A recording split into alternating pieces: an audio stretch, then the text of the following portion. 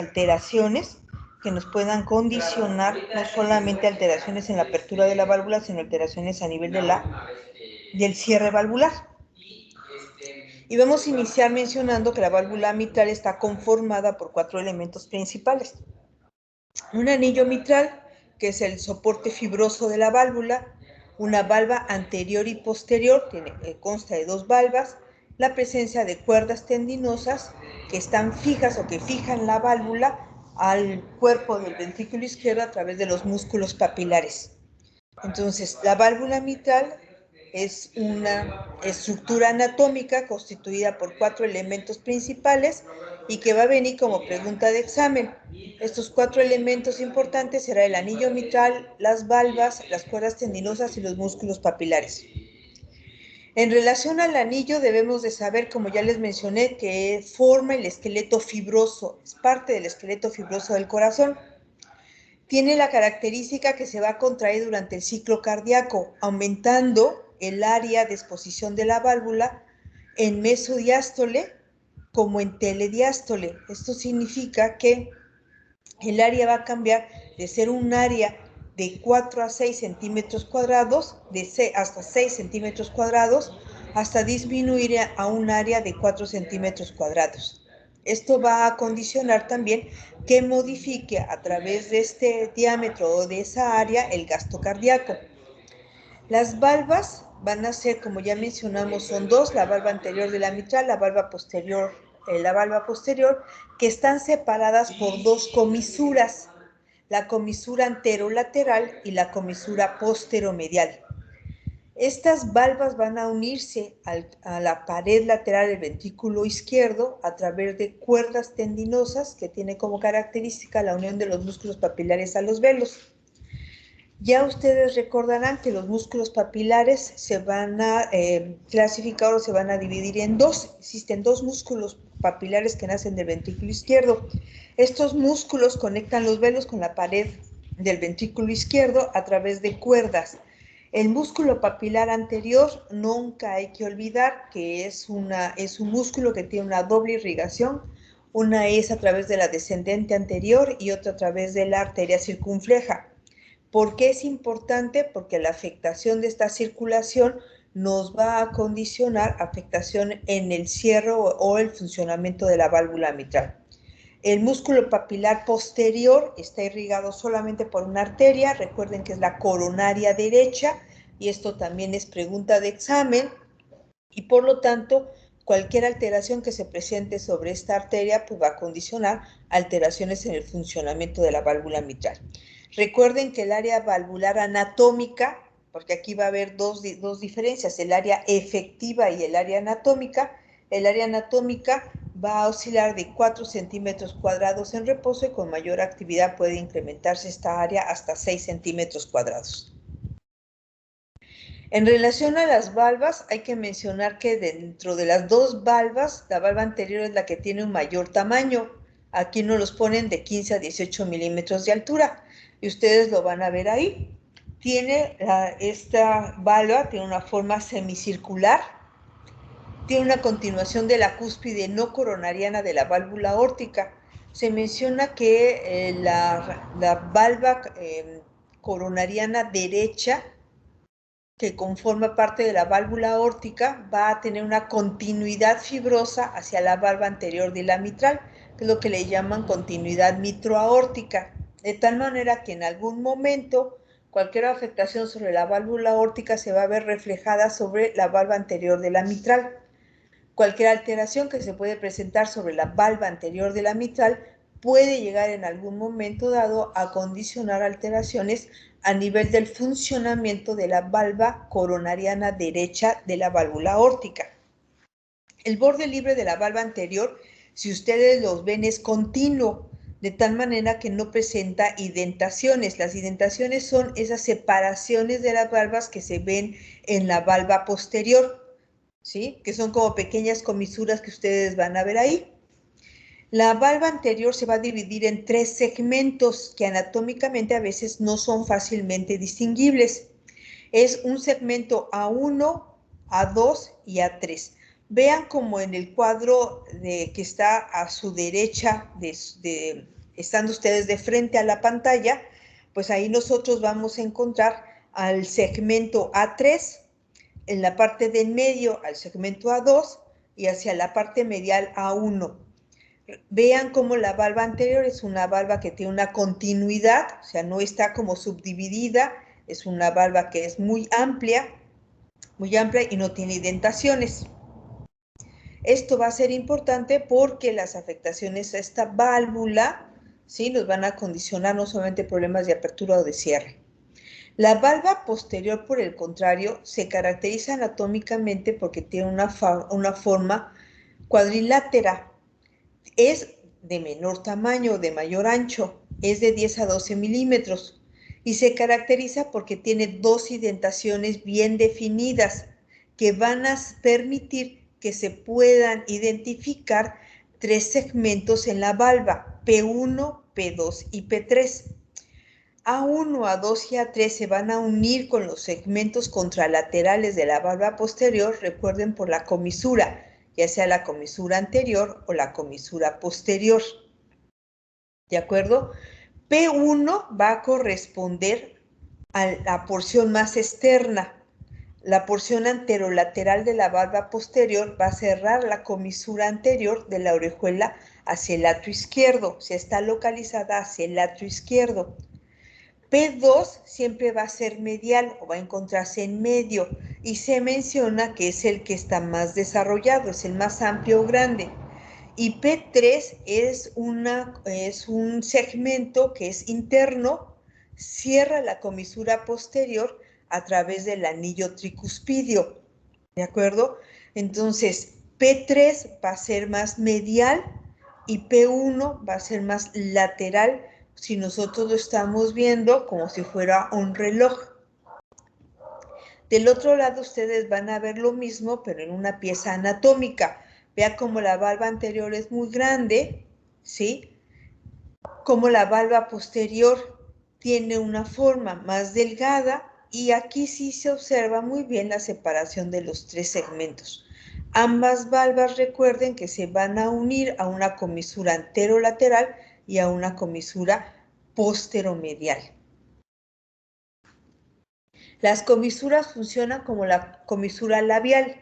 Esto va a ser muy importante que lo identifiquen porque la afectación de estas comisuras nos pueden orientar hacia la etiología que se presente sobre alguna de estas válvulas. En relación a las cuerdas tendinosas, se van a clasificar según su lugar de inserción. Se menciona que hay cuerdas marginales que se encuentran o se insertan en el borde libre de las valvas. Vean cómo está aquí, el borde libre se encuentra a esta altura, hacia la parte central de las valvas. ¿Para qué funcionan estas cuerdas marginales? Pues se menciona que su función es, al momento de cerrar, evitar que estas valvas se vayan hacia la porción superior de la aurícula izquierda o prolapsen. Estas se van a tensar y van a jalar al borde libre de la válvula para que se cierren como si fueran paracaídas. Las válvulas llamadas intermedias o secundarias se van a insertar sobre la cara ventricular de las valvas. Su función principal es la forma de aliviar el exceso de tensión del tejido valvular, de tal manera que ese segmento medio salga, ¿de acuerdo?, de un plano medial valvular. Y las llamadas cuerdas tendinosas basales o terciarias, que se encuentran únicamente fijas a la valva posterior y conectan la base de la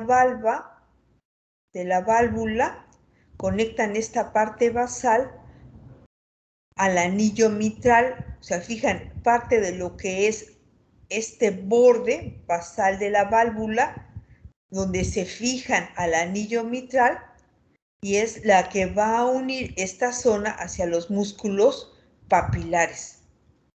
Se mencionan que las cuerdas tendinosas se van a clasificar también en primarias, secundarias o terciarias. ¿De acuerdo? Se menciona que las afectaciones de las cuerdas tendinosas primarias o marginales, que son las que dan en realidad el cierre valvular, la afectación de estas cuerdas van a ser las que nos van a condicionar o van a ser las condicionantes de regurgitaciones mitrales importantes. Se menciona que en las estenosis, principalmente secundarias a cardiopatías reumáticas, la afectación de las cuerdas tendinosas intermedias y marginales van a ser las que nos van a condicionar en parte el proceso restrictivo que se observan en las válvulas por afectación de tipo reumático. De tal manera que cuando hay afectación en cualquiera de estas estructuras, se pueden manifestar porque el funcionamiento valvular se encuentra afectado. Entonces, conociendo las estructuras que conforman el complejo mitral, entonces vamos a empezar a estudiar cuáles son las patologías asociadas a estas alteraciones estructurales. La primera etiología, porque la válvula más afectada es la válvula mitral, empezaremos por esta. La primera alteración pues va a ser la estenosis mitral.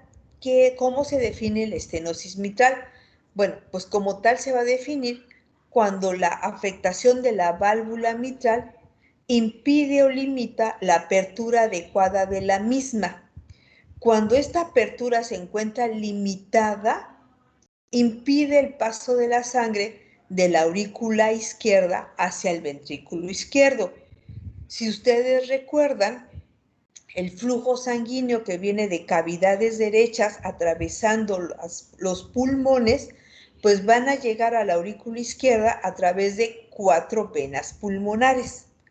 Estas 4 venas pulmonares, 2 que vienen del pulmón derecho y 2 que vienen del pulmón izquierdo, van a llevar toda la sangre oxigenada de la aurícula izquierda hacia el ventrículo izquierdo a través de una vía de entrada, y la vía de entrada está conformada por la válvula mitral. Todo lo que limite la apertura de esa válvula generará que el flujo de sangre que viene de la aurícula al ventrículo disminuya, y al disminuir generará una disminución en el volumen, ¿sí? En el volumen latido, en el volumen que llega al ventrículo izquierdo, y por lo tanto disminuirá el gasto cardíaco. ¿Qué le pasa a la aurícula? Pues a la aurícula le va a pasar lo contrario. Si no pasa la sangre de la aurícula al ventrículo, pues entonces habrá un aumento en el volumen sanguíneo residual de la aurícula.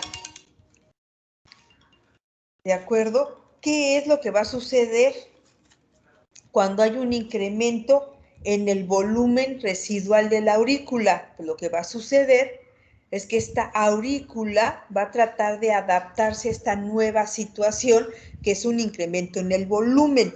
Muchas veces les he repetido constantemente que la musculatura de la aurícula izquierda es limitada, y al tener una musculatura limitada de la aurícula, pues esta disminución en la musculatura pues va a condicionar que la aurícula izquierda empiece a dilatarse como la forma de compensación por este incremento en el volumen sanguíneo residual.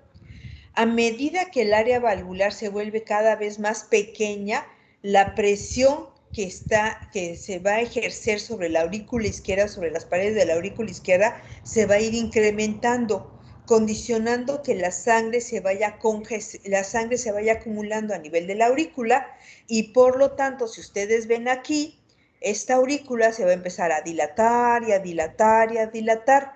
La presión va a ir hacia la porción, hacia los segmentos posteriores al circuito.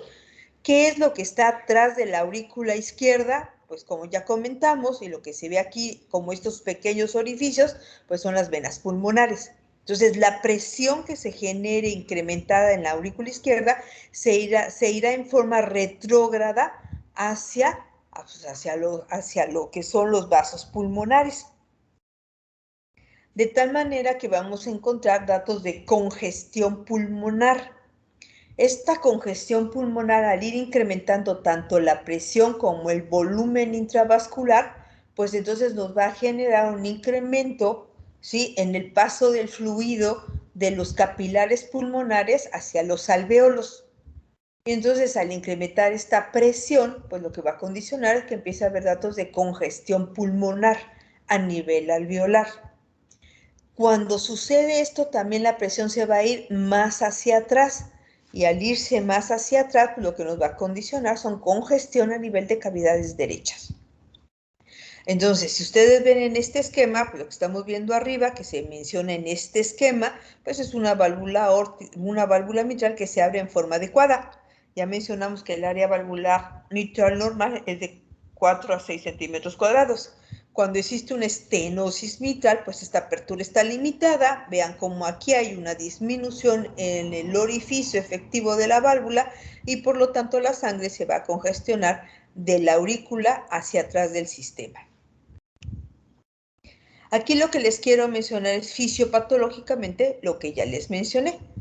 Si nosotros sabemos que el flujo sanguíneo viene de vena cava superior, vena cava inferior, todo el flujo que viene del retorno venoso llega a la aurícula derecha va a pasar el flujo de la aurícula al ventrículo, es una sangre desoxigenada, pasará del ventrículo hacia el tronco de la arteria pulmonar, del tronco de la arteria pulmonar se irá hacia el pulmón del lado derecho o hacia el pulmón del lado izquierdo y retornará al corazón a través de las venas pulmonares ya proveniente de los pulmones, es decir, una sangre oxigenada que pasará a la aurícula izquierda, al ventrículo izquierdo a través de la válvula mitral y del ventrículo izquierdo hacia la aorta y de la aorta hacia toda la sangre va dirigida pues, hacia todo el organismo.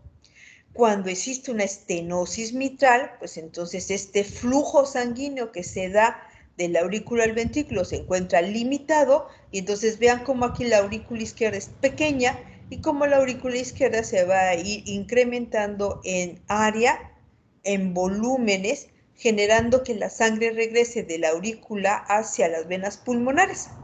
Aquí abajo, si ven en este esquema, pues entonces pasa la sangre de las venas pulmonares. ¿Hacia dónde? Pues hacia el pulmón. Lo que están viendo aquí es el alveolo. Aquí está la unión entre los capilares arteriales y venosos y por lo tanto, pues parte de este fluido, parte de esta presión incrementada y parte de este flujo, pues pasará del circuito arterial o venoso, ambos que se comparten este nivel, pues pasarán al alveolo generando congestión pulmonar y también va a irse hacia atrás, hacia el sistema venoso, dando congestión a nivel de cavidades derechas. Inicialmente, aunque esta es una patología del lado izquierdo, pues entonces tarde o temprano se presentará datos de congestión a nivel de cavidades derechas y ustedes ya saben que si hay congestión a nivel de cavidades derechas, pues este ventrículo se va a ir dilatando y al dilatarse generará una falta de coaptación a nivel de la válvula tricúspide y entonces es fácilmente observable en este tipo de patologías que existe insuficiencia tricuspidia, la que puede ser de ligera, moderada o severa, dependiendo del tipo de evolución. Cuando la insuficiencia tricuspide es de moderada a severa, porque ya hay falta de coaptación valvar, porque hay dilatación de las cavidades del lado derecho, pues entonces es fácilmente observable que entonces pasará el flujo del ventrículo derecho hacia la aurícula derecha, generará dilatación de la aurícula derecha y si ustedes se acuerdan, la aurícula derecha le llegan dos venas principales, la vena cava superior, ustedes la ven aquí, y al congestionarse la vena cava superior, pues ¿qué va a suceder? Va a haber congestión a nivel de la vena cava superior que se va a manifestar como datos de ingurgitación yugular. O sea, clínicamente, ¿cómo vamos a ver esto? Pues como datos de ingurgitación yugular. ¿Cómo vamos a nosotros a observar los datos de congestión a nivel pulmonar? Pues por presencia de estertores a nivel pulmonar, ¿sí? ¿Cómo podemos verlo también? Pues también a través de la presencia de derrames pleurales. Cuando la congestión se da a través de la vena cava inferior, pues nosotros sabemos que la vena cava inferior tiene comunicación con el hígado a través de las venas suprahepáticas. Si vemos hacia atrás del sistema, pues entonces va a haber congestión a nivel a nivel hepático, dilatación de las venas suprahepáticas y de ahí nos vamos a ir hacia las porciones más distales del sistema venoso. Entonces va a haber congestión hepática, ingurgitación yugular. Estas venas, acuérdense que están unidas a los capilares arteriales y por lo tanto también va a haber congestión a este nivel y entonces podemos nosotros encontrar edema de miembros inferiores, el cual está ascendente. Entonces, hacia atrás hay datos de congestión pulmonar que iniciaron a través de una estenosis mitral.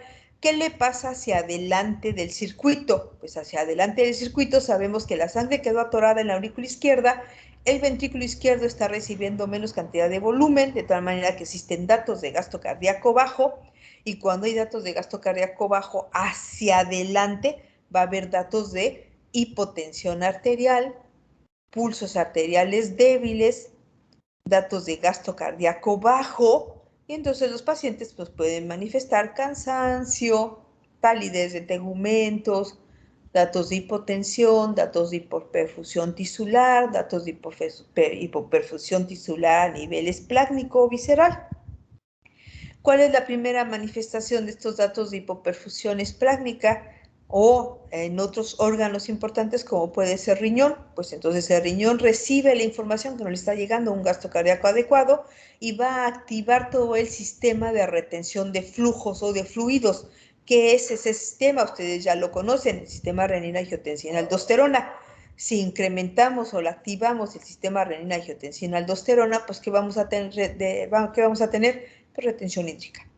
Y si a esto le agregan que al aumentar la retención hídrica, pues entonces vamos a tener un mayor retorno venoso, mayor datos de congestión a nivel derecho, mayor datos de congestión a la aurícula izquierda, menor gasto cardíaco, y esto es un circuito el cual se cierra de esta manera, haciendo permanente los datos de falla cardíaca, ¿de acuerdo? Y la presencia de no solamente datos de falla cardíaca anterógrada, como pueden ser los datos de gasto cardíaco bajo, sino retrógrada con datos de congestión a nivel pulmonar. ¿Qué les estoy mostrando en estas dos imágenes que están al lado? Pues si ustedes se dan cuenta, aquí está el corazón, aquí ven campos pulmonares y vean cómo hay un incremento en el hiperflujo a nivel pulmonar.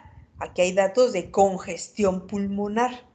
¿De acuerdo? Entonces vean cómo la rama derecha de la pulmonar se encuentra dilatada, cómo aquí hay cisuritis o presencia de líquido a nivel de la cisura pulmonar, que si nosotros lo dejamos avanzar, pues va a pasar de datos de congestión pulmonar a la presencia de derrame pleural. Inicialmente es derecho y posteriormente puede ser bilateral. Recuerden que el derrame pleural en este tipo de pacientes va a ser de tipo ascendente. Entonces, este es fisiopatológicamente lo que sucede. Ahora, ya se los expliqué, ahora fisiopatológicamente aquí en este recuadro que nos dice, la estenosis mitral ¿en qué consiste? Pues va a haber una alteración a nivel del flujo mitral, y ustedes saben que este flujo mitral está dado por la diferencia entre la presión de la aurícula izquierda y la presión del ventrículo izquierdo entre la resistencia. ¿Por qué hablamos de una diferencia? Porque acuérdense que la aurícula izquierda, para poder vaciar hacia el ventrículo izquierdo, se necesita que esta presión se incremente lo suficiente como para estar por arriba de la presión diastólica del final del VI, y eso nos condiciona que a ver esta diferencia de presiones, la válvula mitral se abra y permite el paso de flujo de la aurícula al ventrículo. Esta alteración pues nos va a condicionar en la presencia de estenosis mitral que la aurícula izquierda incremente en presiones. Ya sabemos que hay un incremento en la presión capilar pulmonar y esto se va a manifestar clínicamente como la presencia de disnea. También sabemos que el incremento en la presión de la aurícula izquierda genera dilatación de la aurícula izquierda, y las dos manifestaciones de la estenosis mitral por dilatación de la aurícula izquierda es la presencia de una arritmia, que ya lo hemos platicado muchas veces, que es el incremento en el área, en el tamaño y en la deformación de la aurícula izquierda, pues nos va a afectar en el sistema de conducción auricular. Y al incrementar estos volúmenes, pues va a generar una deformación de las fibras de comunicación eléctrica o de estimulación eléctrica a nivel auricular. Entonces, la arritmia que se caracteriza en los pacientes con estenosis mitral se llama fibrilación auricular. Primero, por esa pérdida del patrón de conducción eléctrica, y posteriormente, ¿sí?, En este tipo de pacientes también se va a observar depósitos de colágeno o de amiloide entre las fibras miocárdicas auriculares, lo que incrementa o perpetúa la arritmia, que es la fibrilación auricular. Cuando la aurícula izquierda se encuentra muy dilatada, pues, y la sangre se encuentra dando vueltas sobre esa misma área, porque no puede pasar a través de la válvula mitral, la cual se encuentra cerrada, entonces esa sangre va a tener contacto, los glóbulos rojos, las plaquetas, todo el sistema de coagulación va a estarse golpeando continuamente. Imagínense que fuera un metro, un sistema de transporte, en donde las personas van a tener contacto porque el espacio es muy reducido, y esto va a activar todo el sistema de coagulación, generando la presencia de formación de trombos. ¿Por qué es importante esta diapositiva? Porque los pacientes con estenosis mitral, independientemente del origen, se va a manifestar clínicamente su presentación, que es por lo que los van a ver a ustedes en su consulta, por 3 síntomas importantes. La presencia de disnea, que está dado por congestión a nivel pulmonar, y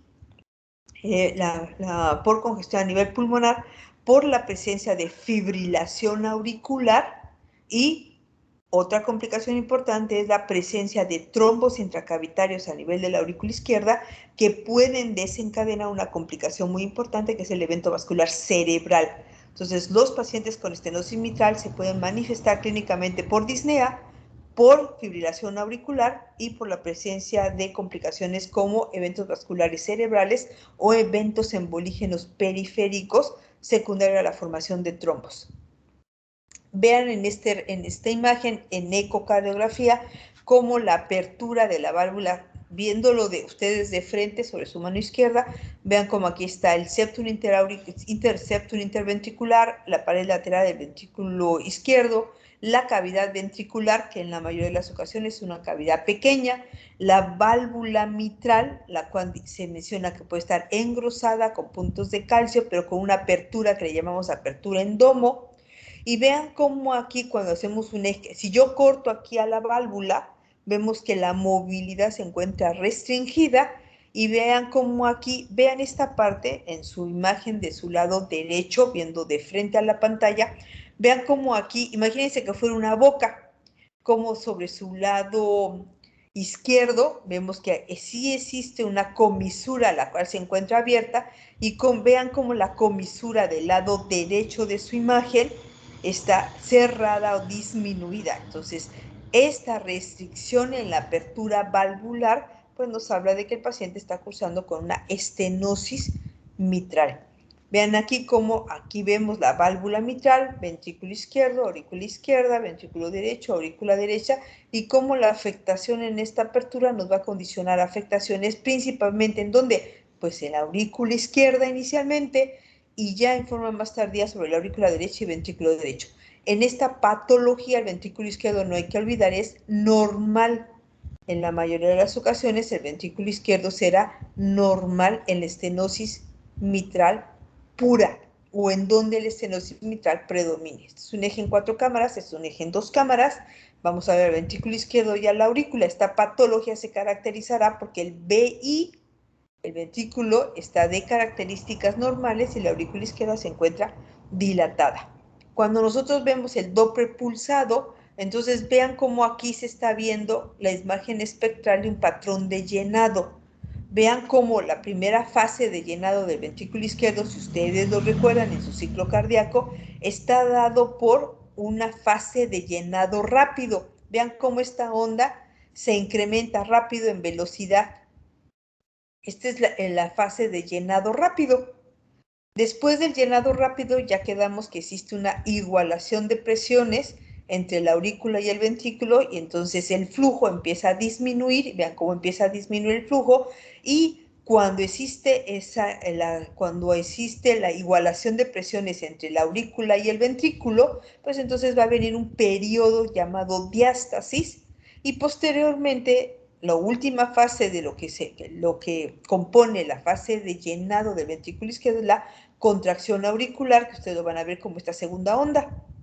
Entonces aquí el patrón de vaciamiento, la fase de llenado rápido, la primera fase, que es el llenado rápido, es muy amplia, es muy grande, con una velocidad muy importante. La diástasis es una disminución de esta velocidad de flujo y después viene la contracción auricular, que prácticamente nos va a ayudar a mantener un gasto cardíaco solamente en el 25% del total del flujo sanguíneo. ¿Pero qué sucede en la estenosis mitral? Pues en la estenosis mitral va a suceder lo contrario. Abre la válvula mitral lo más que ella pueda, vean cómo empieza a elevar la velocidad, después se encuentra con que la válvula ya no va a poder abrirse porque está obstruida, y entonces el flujo, en lugar de seguir hacia arriba, como lo vemos aquí, vean cómo se limita, y entonces va a depender, la diástasis se va a hacer más prolongada. Y vean aquí como esta diástasis, que aquí es muy cortita, aquí se va haciendo cada vez más larga, más larga, más larga, más larga, y la contracción auricular va a ser más fuerte, va a predominar más. ¿Por qué? Porque entonces el gasto cardíaco va a depender de la fuerza de contracción auricular, porque se quedó mucho volumen estancado sobre la aurícula izquierda. Entonces, estos pacientes van a mantener un gasto cardíaco adecuado a dependencia de dos factores: de la frecuencia cardíaca, que es lo que da que la diástasis se prolongue, y de la contracción auricular. ¿Qué significa? Que estos pacientes van a estar asintomáticos mientras mantengan una frecuencia cardíaca entre 70 y 80 latidos por minuto, que le permita a la diástasis, este periodo de llenado, se prolongue lo suficiente para que siga pasando sangre de la aurícula al ventrículo. Y va a depender de que exista contracción auricular para que se pueda bombear lo que haya quedado de volumen residual sobre la aurícula. ¿Por qué esto es importante entenderlo? Porque el gasto cardíaco en los pacientes con estenosis mitral, el 45% del gasto cardíaco depende de la contracción auricular. En la válvula normal, en la contracción auricular solamente ayuda al gasto cardíaco entre un 20 y un 25%. Porque es importante saberlo, porque los pacientes con estenosis mitral, en la mayoría, los pacientes se van a volver sintomáticos en base a dos factores: que la frecuencia cardíaca aumente, y al aumentar la frecuencia cardíaca la diástasis se acorte, y entonces el gasto cardíaco disminuya más. Y el otro factor que los hace sintomáticos a los pacientes es la pérdida de la contracción auricular. ¿Cuándo van a perder la contracción auricular? Cuando el paciente tenga una dilatación de la aurícula izquierda tan importante como para que se pierda el ritmo sinusal y el paciente caiga en fibrilación auricular. Entonces, si un paciente que es asintomático por alguna razón hace taquicardia sinusal, la diástasis se acorta y entonces el paciente se vuelve sintomático. ¿Qué va a suceder?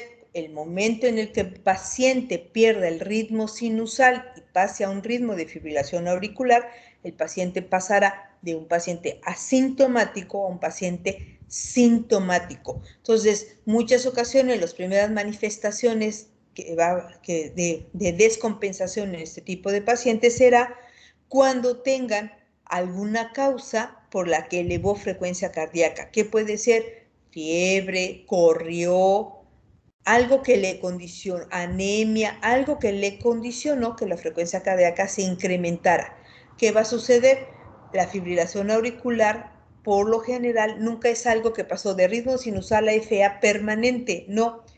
En ocasiones lo que pasa es que hacen periodos de pérdida del ritmo sinusal por eventos de fibrilación auricular paroxística, y son en estos pequeños periodos en donde se pierde la contracción auricular cuando el paciente puede manifestarles taquicardia y datos de disnea, de mareos, de datos de gasto cardíaco bajo, porque se pierde la contracción. Entonces, esto hay que tenerlo muy presente. La pérdida de la contracción los va a hacer sintomáticos, y el acortamiento de la diástasis también los volverá sintomáticos a este tipo de pacientes.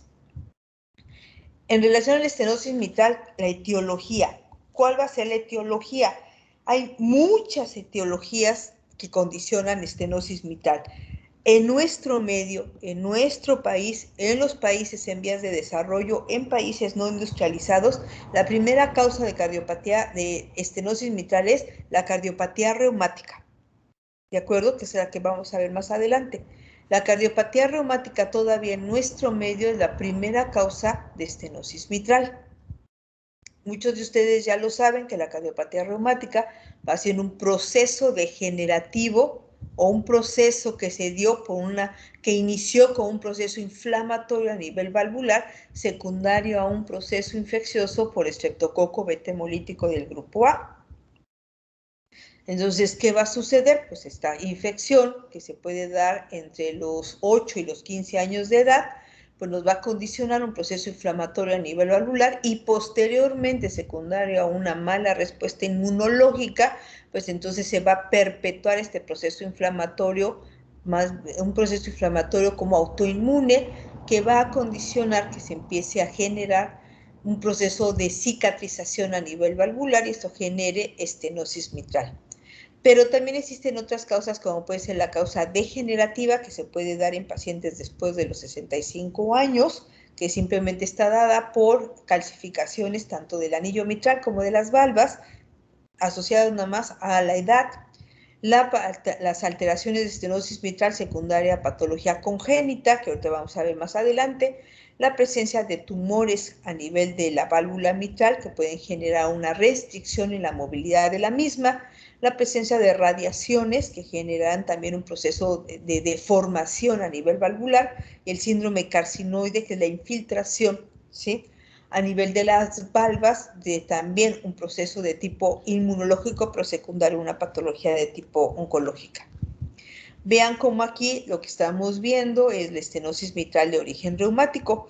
Vean cómo la valva anterior de la mitral, si ustedes se dan cuenta, se encuentra limitada. Y miren cómo hacen una imagen la valva anterior de la mitral como si fuera una imagen en palo de hockey. Y vean cómo la valva posterior se encuentra totalmente fija, no abre, prácticamente ni se mueve. Se menciona que la estenosis mitral de origen reumático representa el 10% de la patología europea, estamos hablando de países industrializados, pero en América pues podemos observarlo en el 29% de los casos. La edad promedio de presentación para la cardiopatía reumática estará entre la cuarta y quinta década de la vida. Acuérdense que aunque la fiebre reumática se presenta en la edad entre la infancia, en la etapa escolar hasta el adulto joven, pues entonces la presentación de la fiebre reumática, la secuela de esa fiebre reumática va a generar síntomas mucho tiempo después, que es el tiempo necesario para que se produzca este proceso de fibrosis o ese proceso de cicatrización, de una mala cicatrización a nivel valvar. Se menciona que en relación a la cardiopatía reumática, las mujeres tienen una relación, hay una relación de 2:1 entre mujeres y hombres. Aquí lo más importante de la estenosis mitral de tipo reumático es que hay que identificar que en esta patología vamos a tener como mecanismo de afectación la presencia de una fusión comisural, que eso es lo que lo caracteriza la cardiopatía reumática mitral, a un engrosamiento y nodularidad de los velos y una afectación del aparato subvalvular, el cual se va a encontrar acortado y engrosado. Entonces, las características de la afectación de la válvula mitral por cardiopatía reumática, la característica va a ser 3. La afectación de la valva anterior, la cual tiene una apertura en cúpula o en palo de hockey, la valva posterior fija y la fusión de comisuras. Esas 3 características nos hacen el diagnóstico de una afectación de tipo mitral. Entonces, debemos de tener estas 3 características ecocardiográficas o morfológicas para decir que estamos ante la presencia de una cardiopatía reumática. Entre el 30 y el 40% de los casos, los pacientes sí nos pueden referir que tuvieron un episodio de fiebre reumática, pero en el 60% de los casos puede ser que los pacientes ignoren esa relación.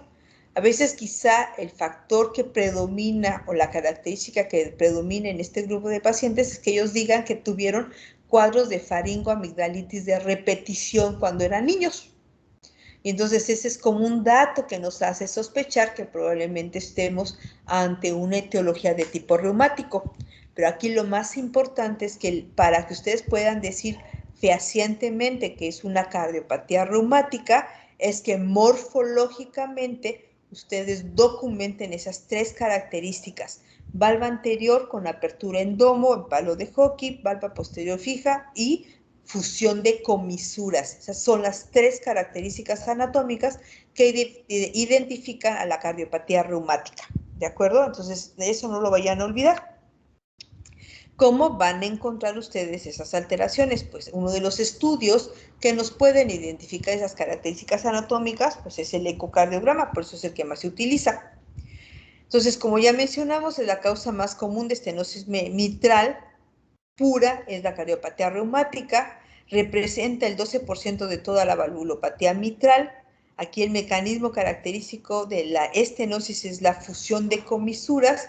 Recuerden también que hay una asociación a un acortamiento y fusión del aparato subvalvular, hay engrosamiento valvar, la movilidad de la valva anterior está preservada, o sea, es la única que se mueve, y la válvula posterior por lo general siempre es fija. Vean aquí cómo vamos a ver cómo hay, vean ese orificio, vean cómo las comisuras, imagínense que esta es una boca, la comisura están totalmente cerradas, ¿de acuerdo? Como hay engrosamiento valvar, pero lo más importante es que hay fusión comisural. Vean aquí como la característica es una valva anterior que se mueve, pero que tiene una apertura en domo. Recuerden, esto es un domo, y vean cómo la valva posterior se encuentra totalmente fija. Esas son las características anatómicas. Si aquí en el ecocardiograma vemos, miren cómo esta es la valva anterior de la mitral, esto que ven abajo es la valva posterior. Cuando la valva posterior es fija, pues prácticamente no se mueve. Y vean cómo esta valva anterior, que tiene un descenso que ya se vio en los flujos, pues miren cómo aquí desaparece este descenso porque las diástasis se prolongan y entonces la valva sigue semiabierta en mayor tiempo posible. Entonces son características anatómicas. Ahora, normalmente recuerden que la estenosis mitral, ya lo mencionamos, el área valvular mitral anatómica es de 4 a 6. Ahí le puse 5, pero es de 4 a 6 centímetros cuadrados. Una disminución en el área valvular menos de 1.5 centímetros cuadrados es lo que se asocia a la presencia de síntomas. Se menciona entonces que áreas valvulares más arriba de 1.5 a 4 o más son válvulas que no les deben de causar síntomas, al menos en reposo. Posiblemente ante un ejercicio extenuante sí lo pueda manifestar síntomas, pero por lo general con actividades de vida cotidiana los pacientes no van a presentar problemas. De tal manera que tendrá que pasar muchos años para que un área valvular se vuelva a menos de 1.5 para que el paciente pueda sentir síntomas. Algo importante para evaluar la severidad de la estenosis mitral, pues no solamente es el área valvular mitral.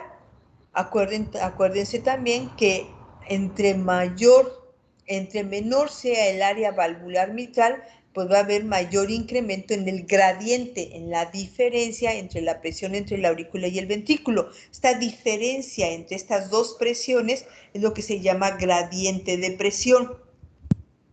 Y en este caso, el área valvular, las características del gradiente medio de presión entre la aurícula y el ventrículo y la presión sistólica de la pulmonar, ustedes ya saben por qué hay incremento en la presión sistólica de la pulmonar, son los que catalogan hemodinámicamente a los pacientes en estenosis ligera, moderada, severa.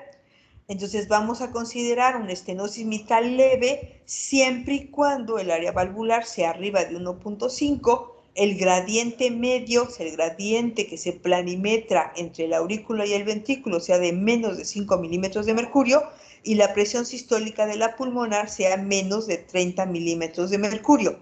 Se considerará estenosis mitral de grado moderado cuando el área valvular esté entre 1 y 1.5, el gradiente medio esté entre 5 a 10 milímetros de mercurio y la presión sistólica de la arteria pulmonar sea de grado moderado, de 30 a 50 milímetros de mercurio. Se considerará estenosis mitral severa cuando el área valvular mitral se documenta en menos de 1 centímetro cuadrado, el gradiente medio esté arriba de 10 y la presión sistólica de la arteria pulmonar sea arriba de 50 milímetros de mercurio. Entre menor sea el área, va a haber mayor gradiente y mayor presión sistólica de la arteria pulmonar. De tal manera que esto nos va a condicionar que las estenosis mitrales de grado ligero por lo general sean asintomáticas en actividades de vida cotidiana. Aquellas estenosis mitrales de grado moderado ya manifiesten síntomas como puede ser la disnea, pero principalmente en esfuerzo. Y las estenosis mitrales severas se manifiesten no solamente por deterioro de la clase funcional, convirtiéndolos en clase 3 o 4, sino que ya encontremos datos a nivel de congestión hepática, congestión pulmonar o edema de miembros inferiores. ¿Cuál es nuestro punto de corte para síntomas? Áreas valvulares menores de 1.5.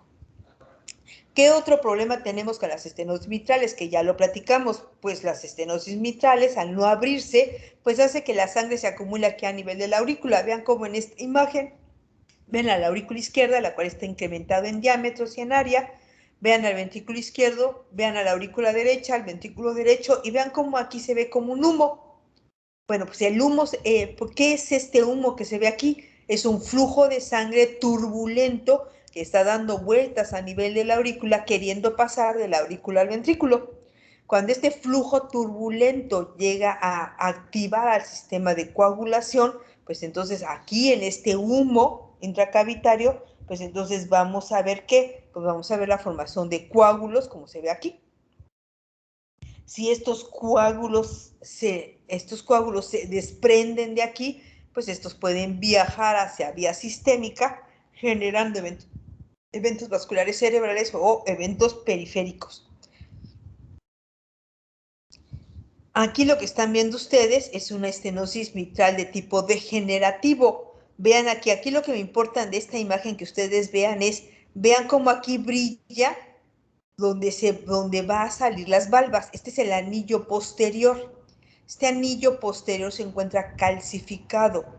Entonces se menciona que para que yo diga que es una estenosis mitral de tipo degenerativo, uno, pues una característica es la edad.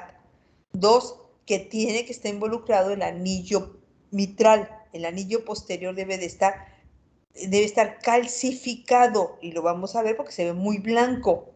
¿De acuerdo? Entonces vamos a ver importante calcificación anular, encontramos valvas calcificadas, pero aquí la característica es que ambas valvas se mueven. Están encruzadas, están calcificadas, pero ambas se mueven. Y algo muy importante es que no existe fusión de comisuras. Característica, pues vamos a encontrar lo mismo que las otras estenosis.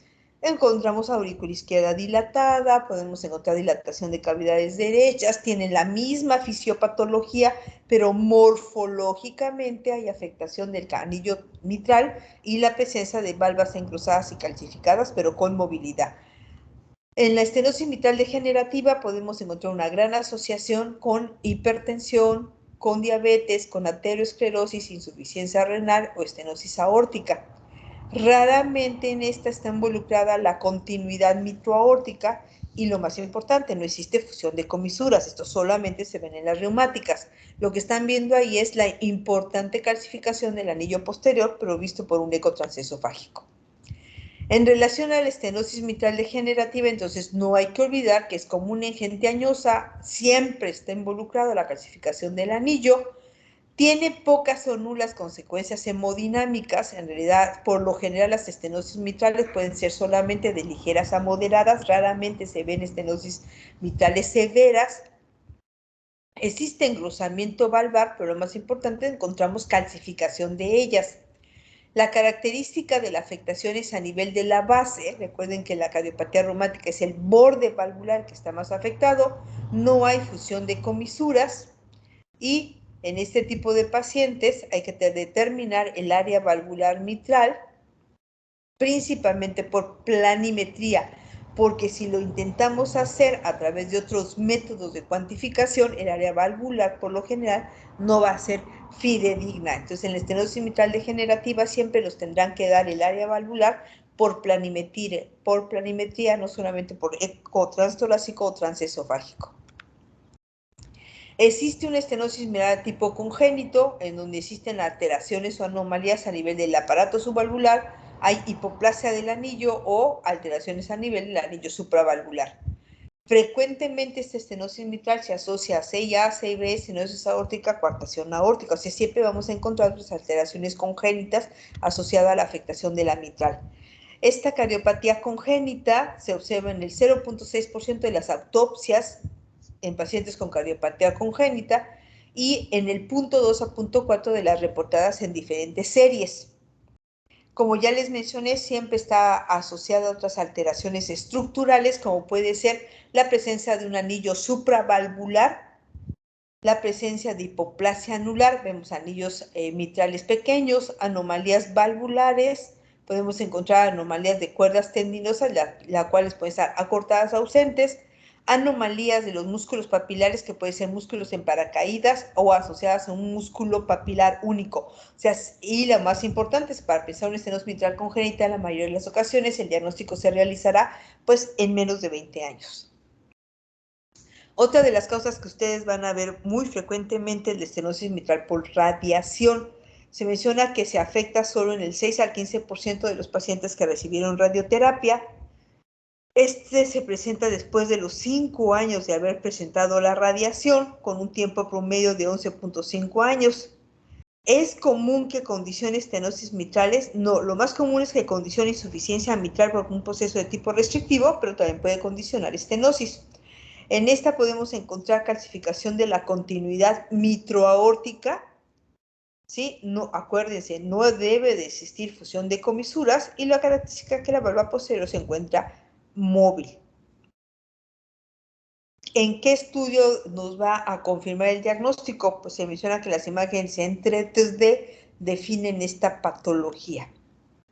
Existen otras enfermedades que pueden condicionar datos de estenosis mitral que no estén asociados directamente a una afectación valvar, dentro de las que encontramos enfermedades sistémicas como el lupus eritematoso sistémico, artritis reumatoide, amiloidosis, que van a generar engrosamiento, alteraciones en la apertura valvar, las asociadas a una masa interauricular, como ven ustedes en la imagen, vean cómo se veía un tumor que está adosado al septum interauricular, y como en la otra imagen ven el tumor ya extraído. Entonces, este tumor, cuando viene la fase de vaciamiento del ventrículo, pues pueden pendular hacia la vía de entrada y condicionar una estenosis mitral sin serlo anatómicamente.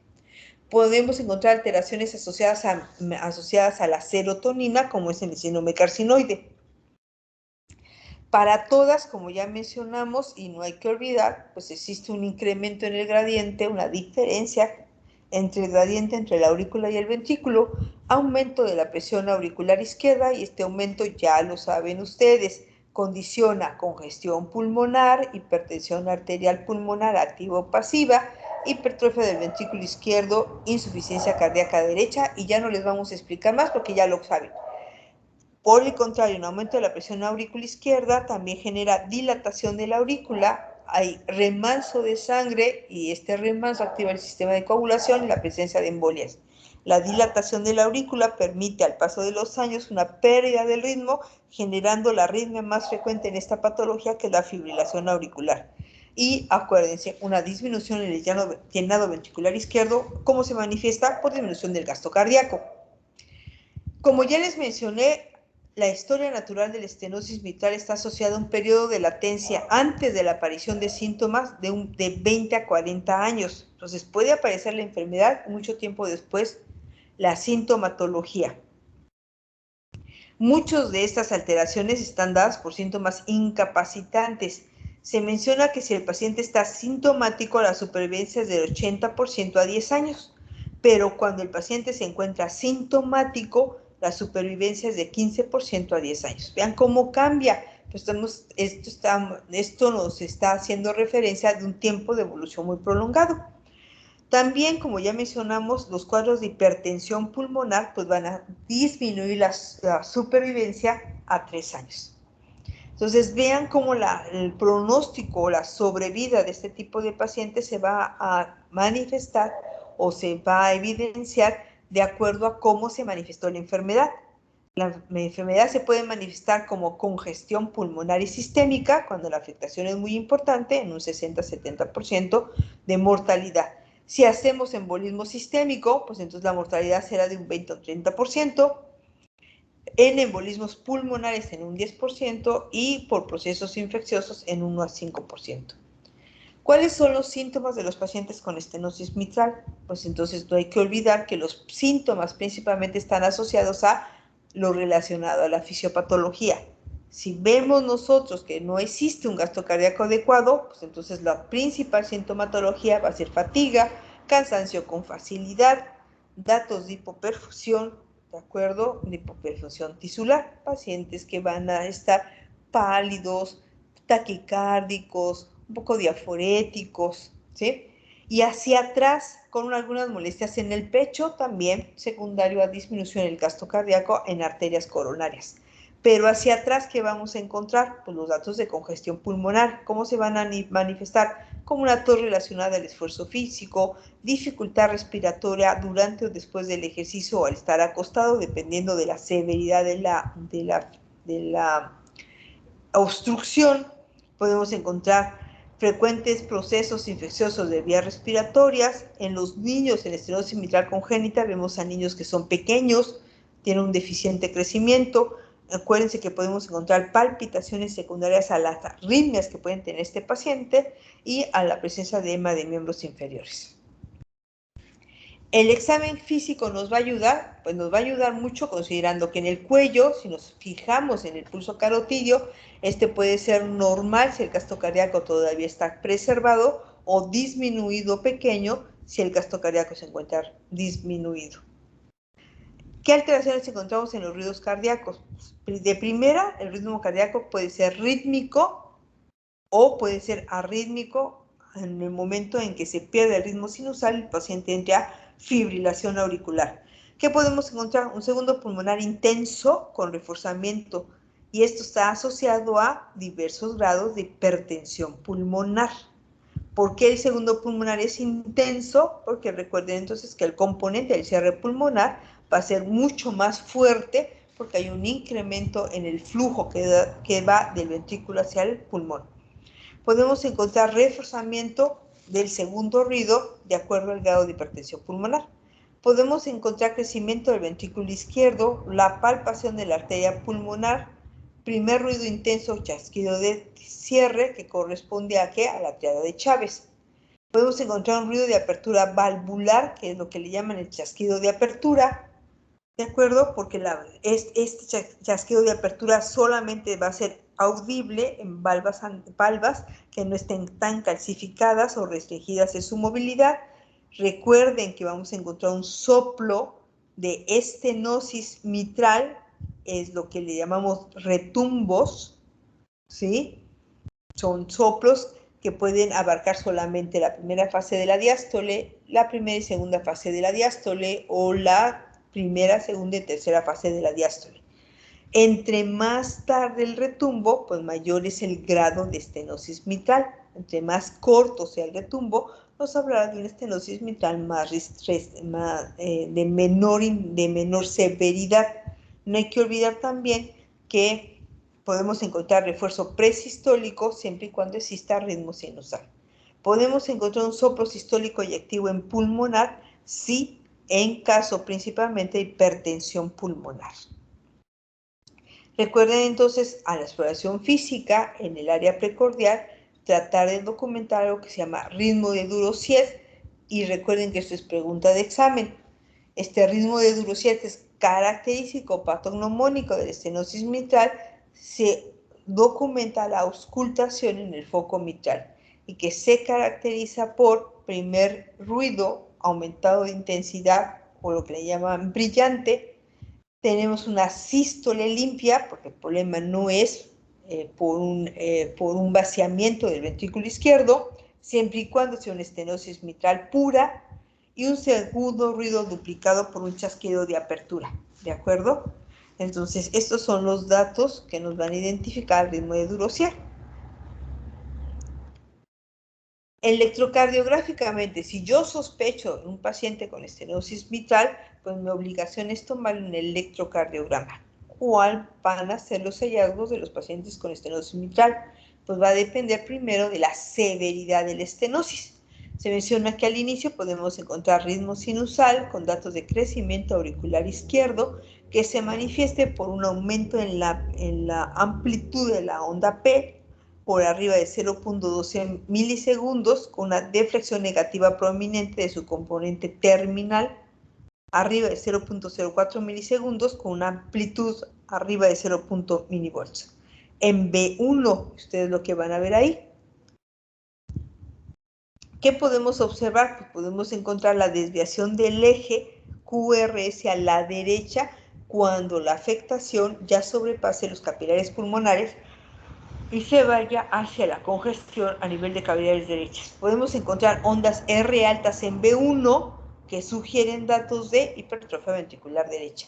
¿Qué pasa posteriormente con el electro? Pues lo que el electro va a hacer es que el ritmo sinusal en algún momento se va a perder y se va a comportar como una fibrilación auricular. ¿Por qué la fibrilación auricular es importante? Porque en forma indirecta nos está hablando que existe crecimiento de la aurícula izquierda. Antes de que se caiga el paciente en fibrilación auricular, podemos encontrar una P ancha y mellada, que es lo que le llaman la P mitral, con un segundo modo negativo en B1, donde su área es al menos un cuadrito pequeño del papel del electro. Entonces, si ustedes se fijan en la onda P del electrocardiograma en B1, van a encontrar que tiene un componente positivo y 2 veces el componente negativo. En la estenosis mitral podemos encontrar un predominio, no solamente ese componente inicial, ¿sí? Que nos permita entonces verlo como una M. Hay datos de crecimiento ventricular derecho, pues está asociado a que existe una mayor congestión a nivel de cavidades derechas. ¿Existe afectación de las fuerzas del ventrículo izquierdo? Por lo general, no. Si la estenosis mitral es predominante, el ventrículo izquierdo en su forma y tamaño no está afectado. ¿Por qué? Porque la afectación es de la válvula mitral hacia atrás, no de la válvula mitral hacia adelante. Entonces podemos encontrar un ventrículo izquierdo de tamaño y formas normales. Por ahí van a encontrar en algunos libros que hacen referencia de que si al paso de los años se puede dar un cierto grado de fibrosis a nivel ventricular izquierdo, pero porque está hipotrabajando, tiene un trabajo ventricular más pequeño, más limitado. Pero por lo general el ventrículo izquierdo se encuentra preservado. Si nosotros encontramos alteraciones del ventrículo izquierdo, aquí nada más nos queda 2 preguntas que hacer. Aparte de la estenosis mitral, ¿existe otra alteración a nivel mitral, como puede ser una doble lesión mitral? O segundo, ¿existe otra enfermedad en el corazón que está condicionando sobrecarga del ventrículo izquierdo, como puede ser la insuficiencia aórtica? Otros datos que hay que estar vigilando es el hecho de que no tenga datos de una acción digitálica. Y recuerden que uno de los medicamentos que más se usa en el tratamiento de la cardiopatía reumática mitral es la digoxina. Entonces hay que tener mucho cuidado de poder nosotros identificar alteraciones secundarias a la intoxicación. Vean aquí cómo podemos encontrar un electrocardiograma donde lo que está predominando aquí son cavidades derechas, porque ven ondas S profundas en B1, B2 y B3, y encontramos B1, B2 y B3, y como estas S profundas se mantienen hasta B5, B6, cuando ahí en un corazón normal deberíamos de tener una onda R prominente y una onda S pequeña. ¿Qué nos dice aquí? Hay datos de crecimiento cavidades derechas. ¿Por qué tengo que sospechar en una cardiopatía reumática? Porque la primera causa de datos de crecimiento ventricular derecho, pues puede ser una afectación a nivel de la válvula mitral. Podemos encontrar pérdida del ritmo y entonces aquí vemos datos de un paciente con una fibrilación auricular en pacientes jóvenes, siempre hay que pensar o buscar afectaciones a nivel valvular. ¿La placa de tórax nos sirve? Claro que nos sirve, nos dice en forma indirecta cómo están las cavidades. Y aquí nosotros lo que vamos a ver son datos de crecimiento de la aurícula izquierda, crecimiento de la orejuela izquierda, datos de congestión a nivel pulmonar, datos de crecimiento de la aurícula derecha, pero el ventrículo del lado izquierdo lo vamos a encontrar dentro de parámetros de tipo normal. Entonces vean cómo el corazón en su silueta del lado izquierdo no se encuentra con alteraciones, y vean como el lado derecho encontramos estos doble arco, triple arco que a veces se ve, que es secundario a la dilatación de la orejuela. Encontramos en esta placa lateral pues datos de crecimiento ventricular. No hay que olvidar que el ecocardiograma es el gold estándar para este tipo de pacientes. Lo que vamos a ver es lo que ya mencionamos, una valva posterior fija, una valva anterior con apertura en domo, y cuando colocamos color, pues vemos que hay un incremento en la velocidad, no solamente de color, sino al momento de medir gradientes a través de la válvula mitral. Como ya les mencioné, las características anatómicas nos orientan hacia el origen de estas afectaciones, y recuerden que si la estenosis mitral es importante, habrá afectación a nivel de cavidades derechas, dentro de las que encontramos datos de crecimiento auricular derecho, datos de hipertrofia ventricular derecha, datos de hipertensión pulmonar, ¿sí? En la que nosotros tendremos la obligación de evaluar si estas alteraciones están asociadas a la patología valvular mitral o son dos patologías separadas que confluyeron en ese momento. Aquí vemos algunos datos que nos hablan sobre la importancia de realizar un ecocardiograma, porque el ecocardiograma no solamente nos va a decir el grado o afectación de la válvula mitral, sino nos va a decir los datos de hipertensión pulmonar o compromiso a nivel pulmonar y de cavidades derechas. Vean aquí cómo hay una insuficiencia tricuspidia derecha importante, y es a través de la insuficiencia tricuspidia, del gradiente que se forma entre el aurículo y el ventrículo derecho, que nosotros vamos a calcular la presión sistólica de la arteria pulmonar.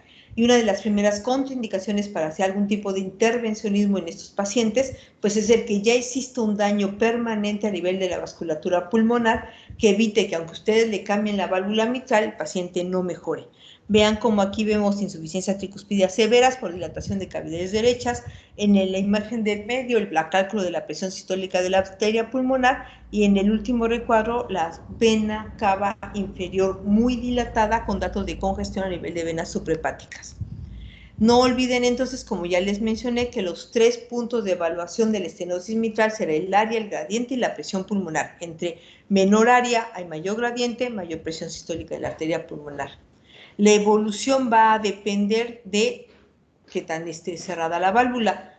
Esto se va a manifestar por clase funcional. Entonces, la clase funcional se irá deteriorando dependiendo de qué tanto esté disminuida el área valvular mitral. Si hay menos área en la válvula, pues habrá menos flujo, menos gasto cardíaco y por lo tanto peor clase funcional. La mortalidad entonces en este tipo de pacientes, recuerden que está dada por la insuficiencia cardíaca que se presente de acuerdo al área valvular, por la complicación de presencia de embolismos pulmonares, por la presencia de procesos infecciosos a nivel valvular, ¿sí? Y por la presencia de datos de gasto cardíaco bajo. Vean aquí cómo existe contraste espontáneo, que lo ven como esa sombrita que se ve arriba de la válvula mitral sobre la aurícula izquierda, como vemos la aurícula izquierda dilatada y la apertura en domo en este tipo de pacientes.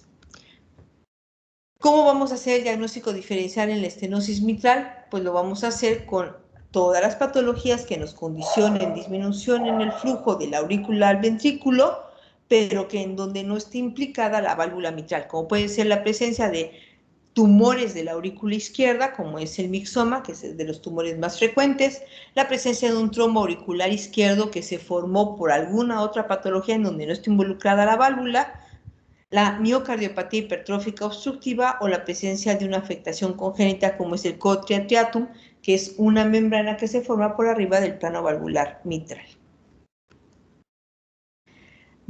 Cuando nosotros tenemos dudas sobre la severidad del área valvular mitral, y esto está muy asociado a que la estenosis mitral sea de grado moderado por los parámetros que ya mencionamos, ¿sí? Pero que el paciente esté muy sintomático, pues entonces vemos que lo que nos mandan en los estudios no es concordante con los síntomas del paciente. Pues un estudio que se puede solicitar en este tipo de pacientes es la ecocardiografía de estrés con esfuerzo, en donde lo que nosotros vamos a ver es que si yo ejerzo un mayor ejercicio incrementando frecuencia cardíaca, Pues, ¿qué mencionamos que pasa cuando incrementamos frecuencia? Pues lo que vamos a incrementar es un incremento en la presión, en el gradiente de presión, porque disminuimos el periodo de diástasis. Y al hacer esto, pues lo que nosotros vamos a generar es evidenciar que la aurícula izquierda sí de veras esté más obstruida de lo que en un estudio de reposo no los refiera. Entonces, nosotros controlar o incrementar la frecuencia cardíaca a través de unos estudios nos puede evidenciar síntomas de estenosis mitral severa cuando tengamos duda en los pacientes en donde los estudios de ecocardiografía en reposo no son concordantes con la sintomatología del paciente. Entonces, en este tipo de pacientes los ponemos a hacer algún tipo de esfuerzo, medimos el gradiente medio y entonces nosotros vamos a ver que un gradiente que pudo haber estado bajo va a incrementar con el esfuerzo físico y la presión sistólica de la pulmonar va a aumentar porque la sangre que pasa del aurículo ventrículo va a quedarse más estancada y por lo tanto va a haber más datos de congestión a nivel pulmonar. Entonces, el eco transesofágico nos va a servir a nosotros, que es otro estudio importante para el estudio de la estenosis mitral, para evaluar no solamente la morfología de la válvula, sino evidenciar principalmente la presencia de trombos intracavitarios y localizar bien las características morfológicas de la válvula mitral, identificar bien el área valvular mitral. ¿Por qué esto es importante? Porque dependiendo de los síntomas del paciente, de los datos de cómo se manifestaron, ya sea por datos de tromboembolismo, hipertensión pulmonar, datos de falla cardíaca y de las características anatómicas de la válvula, si está muy engrosada, si está muy limitada en su movilidad, si está engrosada, calcificada, con movilidad afectada o con afectación importante no solamente de las comisuras, sino de músculos papilares o de cuerdas tendinosas, nosotros podemos definir cuál es el tratamiento. El tratamiento puede ser médico o puede ser intervencionista. Si estamos hablando de una obstrucción fija, pues la mayoría de estos pacientes deberían de tener una mejor resolución de su enfermedad quitando la obstrucción fija. ¿Y cómo vamos a quitar la obstrucción fija? Pues haciéndole algo a la válvula. ¿Qué podemos hacer? Pues de acuerdo a la anatomía podemos tratar de abrirla a través de un globo que se coloca en medio de la válvula y que se infla y por lo tanto abrir la válvula. Pero para que se pueda hacer una valvuloplastía, pues necesitaremos que la válvula sea flexible, que no existe insuficiencia mitral agregada, que no haya tanto calcio como para permitir que al pasar un globo y inflar el globo se abra la válvula y que el aparato subvalvular se encuentre íntegro o con una afectación mínima. O sea, si anatómicamente la afectación es valvular, si la valva no está tan calcificada, si no está tan restringida en su movilidad, entonces podemos intentar abrir esa válvula con un globo.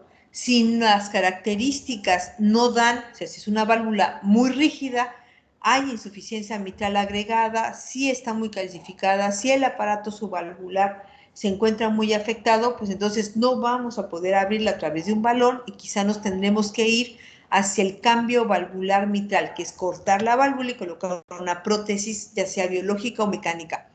¿Cuándo queda la comisurotomía? La comisurotomía se queda en medio de los dos tratamientos, entre la no apertura por globo y una cirugía. Entonces son válvulas que están intermedio entre poco flexible, no tan rígida, en la que hay insuficiencia mitral de ligera a moderada, en donde no hay tanto calcio, pero tampoco ni hay tan poquito ni hay mucho. O sea, cuando las características queden exactamente a la mitad, pues entonces se puede valorar la realización de una comisurotomía.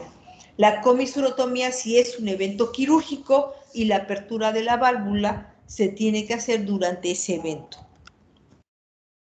Entonces, ¿qué es lo que tenemos que hacer? Pues nosotros tenemos que clasificar al paciente, es un paciente sintomático, es un paciente asintomático, el hallazgo fue fortuito o ya tenía algunos síntomas, ver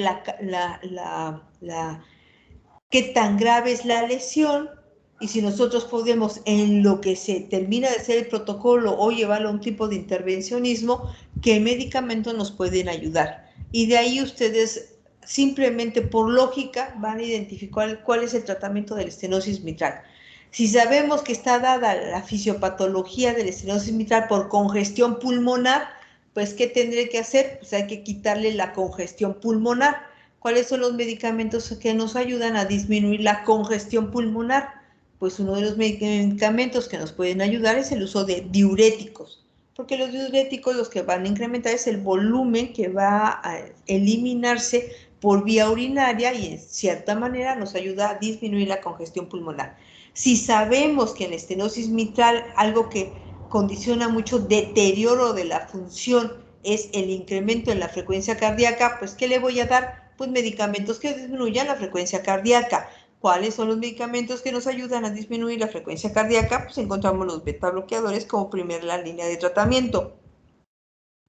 ¿Qué otros medicamentos nos pueden nos pueden disminuir o tener un control de la frecuencia cardíaca? Pues los calcioantagonistas que disminuyen frecuencia. ¿Cuáles? Pues el verapamil o el diltiazem. ¿Qué otros medicamentos? La digoxina. La digoxina en pacientes con fibrilación auricular es el tratamiento elección si queremos disminuir una frecuencia ventricular media. Entonces, todo lo que disminuya la frecuencia cardíaca o la mantenga entre 60 y 70 latidos por minuto, pues nos va a mantener un gasto cardíaco adecuado, porque nos va a prolongar la diástasis. Ahora, entonces, ¿cuál es el tratamiento? Pues tratar de mantener una ingesta de sal limitada con una ingesta limitada de líquidos, el uso de diuréticos, el uso de medicamentos para control de la frecuencia cardíaca, como pueden ser los beta bloqueadores, que vamos a tratar, pues, en un momento dado de evitar la formación de trombos. ¿Cómo lo vamos a evitar? Pues tomando anticoagulantes. Esa es la única forma de que nosotros tratemos de evitar la formación de trombos intracavitarios. Con esto, ¿qué vamos a hacer? Pues disminuir la probabilidad de que el paciente tenga un evento vascular, ya sea cerebral o periférico. ¿Cómo vamos a hacerlo? Pues a través de anticoagulantes. ¿Qué podemos hacer para la fibrilación auricular? Pues nada más hay dos puntos. Le controlo la frecuencia ventricular media y le disminuyo la probabilidad de embolismos. ¿Con qué medicamentos? Ya los mencionamos. Cuando el paciente también ya se encuentra en un grado severo de estenosis, pues entonces el medicamento, aunque va a estar presente, aunque el tratamiento médico va a estar ahí presente, pues entonces ahí tendremos que nosotros evaluar si el paciente es candidato a alguno de los procedimientos intervencionistas que ya mencionamos. Entonces, hay indicaciones para la realización de comisurotomía, sí, hay indicaciones específicas, pero principalmente están relacionadas a las características anatómicas, a la presión sistólica de la arteria pulmonar, o sea que no debe de haber hipertensión pulmonar severa, porque en muchas ocasiones esa hipertensión pulmonar severa es irreversible, así que aunque ustedes mejoren la estenosis mitral, pues a veces el daño pulmonar ya no es reversible. Entonces, hay indicaciones para realizar la valvuloplastía, las comisurotomías en cada uno de los casos. ¿En qué consiste el score de Wilkins? Pues el score de Wilkins es una valoración anatómica de la válvula mitral que dependiendo de esas características anatómicas nos va a permitir valorar si el paciente es candidato a poder realizar valvuloplastía. Entonces, viene unas características, vamos a tomar un puntaje de acuerdo a las características anatómicas en donde están involucrada la movilidad de las válvulas, el engrosamiento valvar, la presencia o no de calcificación de las valvas y la afectación del aparato subvalvular. Entre mayor afectación haya de la movilidad, de engrosamiento, calcificación, engrosamiento, pues le daremos mayor puntaje, y al incrementar el puntaje, la suma de este puntaje, dependiendo de estas características, pues nos hará candidatos ideales o no ideales a la realización de una valvuloplastía. Estas características anatómicas se obtienen a través de un ecocardiograma. Entonces, ya los mencionamos, el tratamiento con medicamentos está basado principalmente en diuréticos para reducir la acumulación de líquidos, anticoagulantes para prevenir formación de trombos, beta bloqueantes o bloqueadores de calcio para disminuir frecuencia cardíaca, antiarrítmicos, principalmente los asociados a fibrilación auricular está la digoxina o la miodarona, y los antibióticos en caso de no solamente prevenir la recurrencia de fiebre reumática, sino también en los casos en el que los pacientes necesiten un intervencionismo dental o de algún otro lugar, en donde tratemos de evitar el riesgo de desarrollo de endocarditis, porque si acuérdense que si hay una estenosis mitral, pues entonces va a haber flujos de alta velocidad que pueden ser predisponentes a que un proceso infeccioso o una bacteremia pues se fije sobre una válvula que se encuentra alterada. Entonces, este es un algoritmo en que nos dicen de forma muy sencilla qué es lo que nosotros vamos a realizar. Entonces, en los pacientes con estenosis mitrales de moderada a severa, ¿por qué no incluyen las ligeras? Pues si estamos hablando de ligeras, pues prácticamente el paciente va a estar asintomático y posiblemente será solamente en un hallazgo ecocardiográfico, un hallazgo clínico, porque el paciente llegó por otra causa, que se haga el diagnóstico. En realidad, los pacientes que vayan dirigidos a ustedes por una patología valvular serán aquellos que tengan estenosis mitral de moderada a severa. ¿Por qué? Porque estamos hablando que los síntomas aparecen con áreas valvulares menor de 1.5 centímetros cuadrados, como ya les mencioné. Entonces, acuérdense que después de esa área, disminución de esa área, los pacientes pasarán de ser asintomáticos a pacientes sintomáticos. Entonces, con esto terminamos la clase de estenosis mitral y hablaremos de insuficiencia mitral. La insuficiencia mitral, por el contrario de la estenosis, va a ser una afectación de la válvula mitral, pero ahí donde el cierre es inadecuado. La apertura no es la afectada, lo que está afectado es el cierre, y lo que hace es que la sangre regrese de la aurícula, del ventrículo izquierdo hacia la aurícula izquierda, producida por un gasto cardíaco insuficiente, porque si ustedes recuerdan, la sangre que pasa de la aurícula al ventrículo tendrá que salir del ventrículo hacia la aorta para mantener un gasto cardíaco. En insuficiencia mitral existe un cierre inadecuado de la válvula mitral y entonces la sangre al momento del ventrículo de contraerse, la sangre se va a dividir hacia dos vías, hacia la válvula aórtica y hacia la aurícula izquierda a través de la válvula mitral. Se menciona que la prevalencia de afectación de la válvula mitral, condicionando insuficiencia mitral de moderada a severa, que son las sintomáticas, pues van a irse incrementadas por la edad. Es muy frecuente que encontremos insuficiencias moderadas a severas mitrales de menor cantidad aórticas, y la afectación de ambas válvulas quizás sean las que más predominen. Las insuficiencias mitrales ligeras no están asociadas a síntomas y por lo tanto quedan fuera de la evaluación de nosotros. Incluso se habla que un 20% de los pacientes pueden tener insuficiencia mitral ligera sin relación a ninguna patología, de tal manera que las ligeras quedarán afuera y nos dedicaremos a las moderadas o severas. El pronóstico de la insuficiencia mitral severa va a depender principalmente del tiempo de evolución de las mismas, y se menciona que la sintomatología en este tipo de patología será después del 5º año de evolución. Etiología de las insuficiencias mitrales: van a dividirlas de dos formas, orgánicas y funcionales.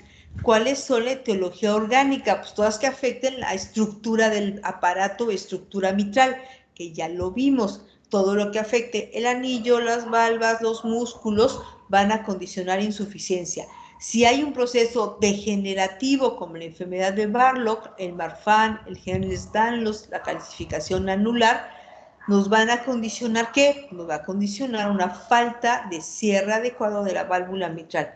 La enfermedad reumática, pues también si se elonga la valva, piensen que la válvula mitral es como un acordeón, se quedó chiquita y arrugada, pues entonces no se va a poder cerrar en forma adecuada y va a generar insuficiencia mitral. La ruptura del músculo papilar en los pacientes que pueden darse por cardiopatía degenerativa o en la cardiopatía isquémica por ruptura del músculo, también va a ser una causa orgánica de la insuficiencia mitral. La endocarditis secundaria, un proceso infeccioso que puede lesionar las valvas, las cuerdas o el músculo, va a condicionar insuficiencia mitral, y también las llamadas alteraciones a nivel congénito. Dentro de las funcionales, aquí el problema está que el aparato valvular mitral, la estructura mitral, morfológicamente es normal, pero existe algo que hace que la válvula no coapte bien. ¿Qué es eso? ¿Qué es ese algo? Pues por lo general es el ventrículo izquierdo. Cuando el ventrículo se deforma en su estructura, puede condicionar. Si ustedes recuerdan, los músculos papilares pueden desplazarse de forma si el ventrículo se deforma. ¿Cómo vamos a deformar un ventrículo? Pues puede deformarse por una miocardiopatía dilatada, en donde el ventrículo pierde esa forma elíptica y entonces va volviéndose esférica, y al hacerse esférica, los músculos papilares pasan del segmento medio hacia las regiones apicales, y al descender los músculos papilares elongan las cuerdas tendinosas, y al elongarse lo que va a condicionar es que van a jalar a las valvas hacia la región apical, y entonces van a evitar que exista un cierre valvular adecuado. Hay una falta de coaptación valvar. En el caso de la enfermedad isquémica, la enfermedad isquémica va a suceder lo mismo. Puede ser que existan infartos laterales, inferolaterales o inferolaterales principalmente, en donde la pared lateral va a haber alteración, se puede adelgazar la pared, el músculo papilar también se va a descender, y al descender jala la valva posterior, y al jalar la valva posterior se genera como un pseudoprolapso de la válvula mitral, permitiendo que la sangre fluya en forma excéntrica, ¿sí?, hacia la pared lateral del ventrículo, de la aurícula izquierda. Entonces, la etiología de la insuficiencia mitral se va a dividir en dos: orgánica y funcional. Recuerden entonces que en la insuficiencia mitral hay cambios de los velos de la válvula. Esta puede ser crónica aguda, y aguda es una afectación que se da, ¿sí?, en forma inmediata. ¿Cómo se puede dar? Pues principalmente relacionada a endocarditis infecciosa, a traumatismo de los velos o a ruptura de las cuerdas tendinosas. Las enfermedades de los músculos papilares en forma aguda se pueden deber a una enfermedad coronaria, como puede ser la ruptura del músculo papilar o disfunción del mismo secundario a cardiopatía isquémica. Y las afectaciones a nivel del anillo mitral se puede dar por endocarditis, en donde condicione un proceso infeccioso en el sitio de implantación del anillo, como fue la formación de abscesos perianulares, o un traumatismo, principalmente un traumatismo de tórax directo, en donde puede haber una lesión o contusión miocárdica y una deformación en el anillo mitral. La insuficiencia mitral, entonces, de causa crónica, pues puede ser secundaria a una afectación que va lesionando la estructura mitral, pero con el tiempo, como puede ser secundaria a una enfermedad reumática del corazón, a la presencia de calcificación del anillo mitral o cambios degenerativos de los velos, muchas causas de esto. Aquí lo más importante es que la insuficiencia mitral lo vamos a clasificar de acuerdo al mecanismo de producción, y esto está relacionado a la clasificación de Carpentier, que lo clasifica de acuerdo a la alteración anatomofuncional en 4 tipos.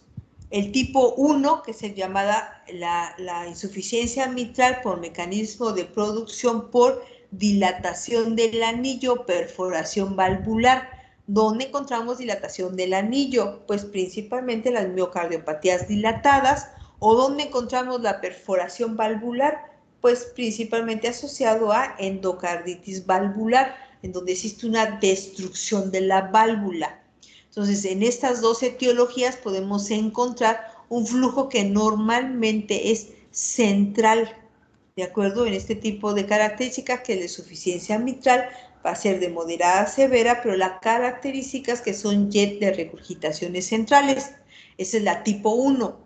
Tenemos la tipo 2, que es la que está dada por un aumento en la movilidad de las válvulas. En este caso, la etiología que se asocia más a este mecanismo de producción son los prolapsos de la válvula mitral. ¿Dónde encontramos estos prolapsos de la válvula mitral? Pues principalmente en los procesos degenerativos, en el síndrome de Marfan, en la ruptura de las cuerdas tendinosas, en donde una de las valvas va a prolapsar o va a hacer eversión sobre el plano valvular del ventrículo a la aurícula. Entonces, aquí la característica, que son jet de regurgitación excéntricos o laterales. Y después, ese es el segundo mecanismo, y el tercer mecanismo de producción es el proceso restrictivo. O sea, una valva se queda semifija, ¿sí? Entonces hay restricción en la movilidad. Por lo general, la valva que más tiene un proceso restrictivo es la valva posterior de la mitral. Entonces, este proceso restrictivo, este tipo 3, se divide en dos, tipo 3A y tipo 3B. El tipo 3A es aquello en donde hay una restricción de la movilidad de las valvas porque hay una afectación directa anatómica valvular, y esto se ve en la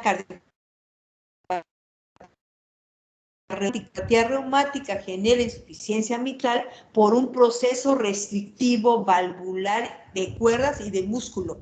Entonces, la etiología que representa este tipo es la cardiopatía reumática, aunque se puede ver también en los síndromes carcinoides con afectación a nivel de estas tres estructuras: valvas, anillo y cuerdas tendinosas.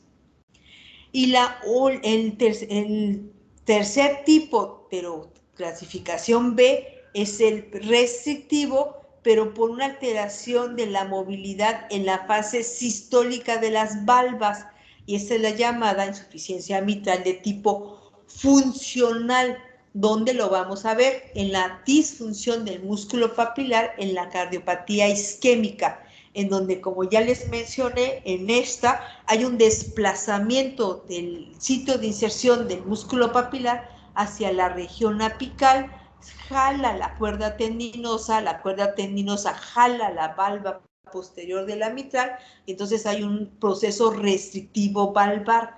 Aquí no es que la valva esté afectada, no es la cuerda que esté alterada, no es el músculo papilar que anatómicamente esté afectado, sino que al desplazarse por una afectación de la pared ventricular, jalan esas estructuras y entonces el cierre se vuelve parcial.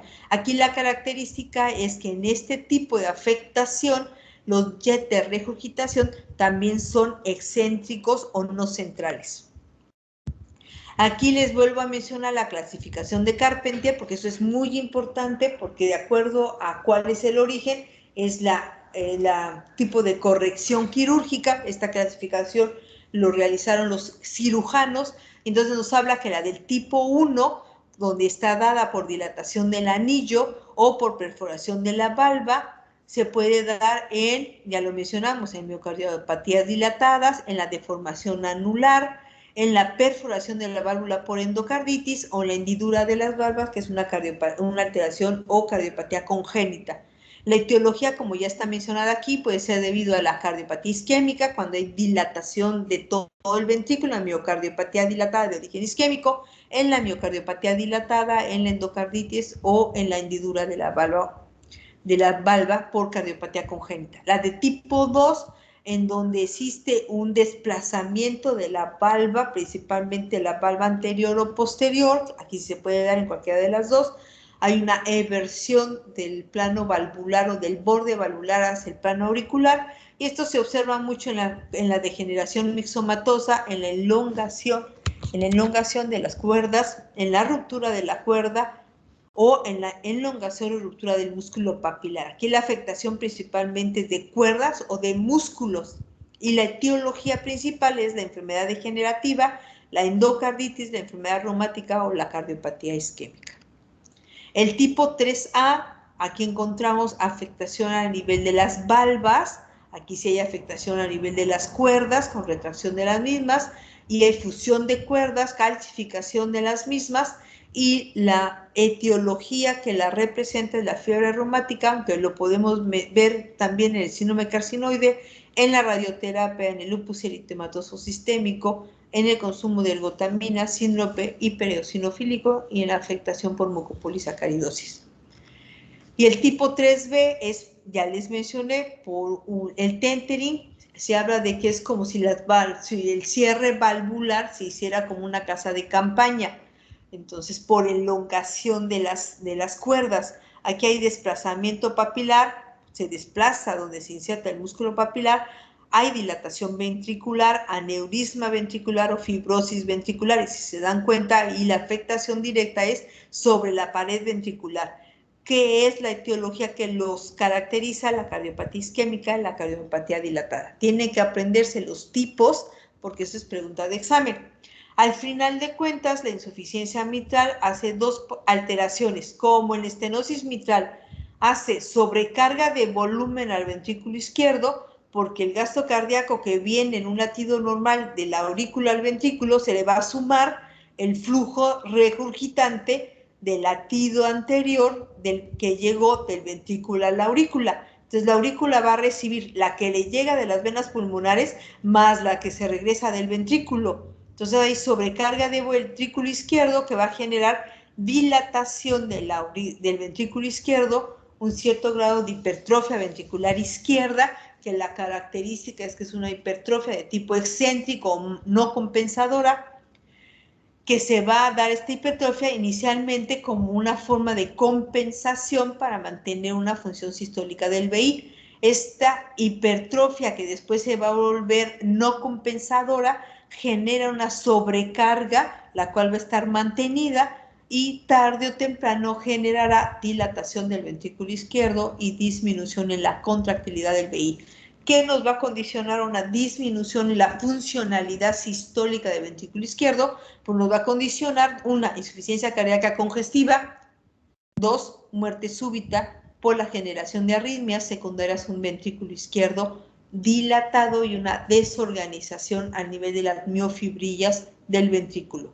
Aquí estos pacientes van a encontrarse con fracciones de expulsión bajas y clínicamente con datos de deterioro de clase funcional con clase 3 o 4 de la New York Heart. La insuficiencia mitral también, aparte de generar sobrecarga de volumen del VI, ¿qué también va a generar? Sobrecarga del volumen de la aurícula izquierda. Y ahí volvemos al círculo de la estenosis mitral. Si hay sobrecarga del volumen de la aurícula izquierda, hay aumento de la presión de la aurícula, aumento del tamaño de la aurícula, y ustedes ya saben lo que pasa cuando hay aumento del tamaño de la aurícula. Hay fibrilación auricular, y la fibrilación auricular genera pérdida de la contracción auricular, mayor deterioro en el gasto cardíaco y perpetúa la insuficiencia cardíaca congestiva. ¿Qué nos va a condicionar? El aumento de la presión de la aurícula izquierda, aumento de la presión de la arteria pulmonar, datos de congestión pulmonar, y esta congestión pulmonar que nos va a llevar a la insuficiencia cardíaca congestiva, que si se va hacia atrás, pues generará dilatación de cavidades derechas, y si hay un mayor tiempo de evolución, disfunción del ventrículo derecho, datos de congestión cardíaca derecha y datos de insuficiencia cardíaca global izquierda y derecha. De tal manera que en la insuficiencia mitral aguda, la diferenciación es que este es de un tiempo de evolución muy corto, existe un volumen regurgitante que se empieza a incrementar en forma severa, y esto va a condicionar que la aurícula izquierda tenga una mayor sobrecarga de volumen y de presión. El problema en la insuficiencia mitral aguda, que se puede deber a una ruptura del músculo papilar en la cardiopatía isquémica, que es una de las primeras causas de insuficiencia mitral aguda, o en una endocarditis, en donde hay una ruptura de la cuerda o perforación de la válvula, es que el tiempo que tarda en que la aurícula izquierda se haga grandota, se distienda y se vuelva complaciente a ese volumen que está incrementando, en esta insuficiencia mitral aguda no se va a dar. Entonces encontramos volúmenes regurgitantes grandes con aurículas pequeñas no complacientes. Esto generará una elevación rápida y aguda de la presión de la aurícula izquierda, con congestión a nivel pulmonar importante, con la presencia de un edema agudo pulmonar. Esto también condiciona una pérdida o caída del gasto cardíaco, también en forma importante y rápida, que nos puede llevar a estos pacientes a un choque cardiogénico. Entonces, una insuficiencia mitral aguda se va a manifestar por la presencia de un edema agudo pulmonar y la presencia de un gasto cardíaco bajo manifestado por un choque cardiogénico. La insuficiencia cardíaca compensada se va a dar en las insuficiencias mitrales crónicas. ¿Por qué? Pues se va a dar principalmente la compensación porque la dilatación de la aurícula izquierda se va a ir haciendo poco a poco mayor, haciéndolo, acomodando ese volumen regurgitante y evitando que la congestión pulmonar sea aguda. Va a haber cambios en la remodelación del ventrículo izquierdo, que ya mencionamos, que está dado por una hipertrofia ventricular izquierda, la cual inicialmente es compensadora y posteriormente será no compensada o de tipo excéntrico. lo que va a condicionar una pérdida en el estrés miocárdico. También esto va a condicionar la insuficiencia mitral que se va presentando en forma lenta, un incremento en el volumen diastólico final. Sí va a haber inicialmente un volumen sistólico final disminuido, pero el gasto cardíaco se va a mantener a través de, o va a tratar de mantener un gasto cardíaco adecuado, principalmente asociado a un incremento en la frecuencia cardíaca y a un incremento en la fuerza de contracción del ventrículo. Cuando esto va a pasar, cuando esto sigue en el tiempo, la insuficiencia cardíaca dejará de ser compensadora a descompensada. Aquí sí vamos a encontrar un mayor deterioro en la función del ventrículo izquierdo con la caída del gasto cardíaco. Hay un aumento en la presión auricular izquierda, hay una disminución de la contractilidad y la FEBI va a empezar a disminuir. Esto va a condicionar que exista incremento en la presión de la aurícula izquierda, mayor dilatación de la aurícula izquierda, mayor datos de congestión pulmonar y hacia adelante una pérdida en el gasto cardíaco. Los síntomas van a deberse principalmente a la gravedad de la insuficiencia mitral. Está dada por cuánto volumen regurgitante hay, o sea, cuánto volumen regresa del ventrículo a la aurícula, cómo se encuentra la función ventricular izquierda, si mantiene FEBI, si mantiene una fuerza de contracción, pues entonces mantenemos un gasto cardíaco. Cómo se encuentra la función de llenado del ventrículo izquierdo. Acuérdense que esto va a depender principalmente de la contracción auricular. La antigüedad de la lesión implica, ¿sí?, que tantos factores compensatorios se activaron para mantener este gasto cardíaco. ¿Qué le pasa a la presión de la arteria pulmonar? ¿Qué tanto se incrementó? Si la afectación que puede haber sido inicialmente del VI va trasladándose hacia cavidades del lado derecho. Entre más lesiones valvulares se acompañen, como puede ser la insuficiencia tricuspidia, que va a pasar de ser de ligera a moderada y de moderada a severa, nos va a hablar de un mayor deterioro de la función ventricular y la asociación en algunas insuficiencias mitrales de la afectación de las arterias coronarias. No es lo mismo una insuficiencia mitral por una miocardiopatía dilatada en donde existe una reserva coronaria adecuada, a una insuficiencia mitral severa secundaria a un proceso, ¿sí?, de coronariopatía por cardiopatía isquémica. O sea, no es lo mismo que tenga una FEBI alterada por un infarto a una FEBI conservada por otra afectación como puede ser una endocarditis. Los síntomas predominantemente en esta enfermedad van a ser lo mismo que en la estenosis mitral: disnea al esfuerzo, disnea paroxística nocturna, disnea en reposo en etapas más avanzadas, hasta llegar al edema agudo pulmonar. Podemos encontrar datos que nos sugieran datos de gasto cardíaco bajo o la presencia de datos de congestión a nivel pulmonar, como puede ser la presencia de hipertensión pulmonar, insuficiencia cardíaca derecha, congestión hepática, edema de miembros inferiores. Entonces, se va a manifestar como datos de falla cardíaca, como la insuficiencia cardíaca derecha que hemos visto siempre. ¿Qué signos nos van a dar? Pues si ya hablamos que en la estenosis mitral la característica del soplo es un retumbo, que ya lo hemos platicado mucho, que es un soplo que se da en diástole, porque es en el periodo de llenado. En la insuficiencia mitral el soplo será en la sístole, en el vaciamiento del ventrículo izquierdo. Entonces es un soplo sistólico. Puede haber retumbo diastólico en la insuficiencia mitral, sí, y está relacionado principalmente a casos de insuficiencia severa. Tan grande es la insuficiencia que el orificio de la válvula mitral es insuficiente o restringido a una gran cantidad de volumen que pasa del ventrículo a la aurícula. Entonces funciona como una pseudoestenosis y entonces puede llegar a auscultar retumbos diastólicos cortos. Pero normalmente el soplo que caracteriza la insuficiencia mitral es un soplo sistólico que, dependiendo de la severidad, puede ser protosistólico, mesosistólico, telesistólico o, ¿sí?, que abarque toda la sístole. Podemos encontrar un clic sistólico que se asocia a un prolapso de la válvula mitral o a disfunción del músculo papilar. Podemos encontrar un primer tono bajo, que está relacionado a una insuficiencia importante o severa, podemos encontrar desdoblamiento del segundo tono o la presencia de un tercer tono, tercer ruido en los pacientes que tienen ingurgitación o insuficiencia mitral importante con dilatación del ventrículo izquierdo. El electrocardiograma, en las insuficiencias mitrales de grado ligero o moderado podemos encontrar electros normales, o si la insuficiencia mitral es de origen agudo, pues podemos encontrar el electro normal, pero de lo contrario, pues va a funcionar como la estenosis mitral. Si la aurícula izquierda se dilata, pues entonces va a llegar un momento en que, aparte de los datos de crecimiento auricular izquierdo o de hipertrofia auricular izquierda, pues encontraremos pérdida del ritmo sinusal hacia el flótero auricular o la fibrilación auricular.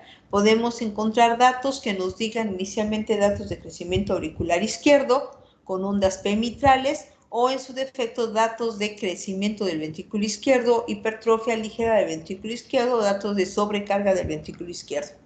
En la placa de tórax, no olviden que ¿qué vamos a ver? Pues crecimiento ventricular izquierdo, crecimiento auricular izquierdo. Podemos encontrar datos de crecimiento ventricular derecho si la evolución es más avanzada, datos de hipertensión venocapilar pulmonar, datos de edema agudo pulmonar en los casos de que la congestión pulmonar sea importante.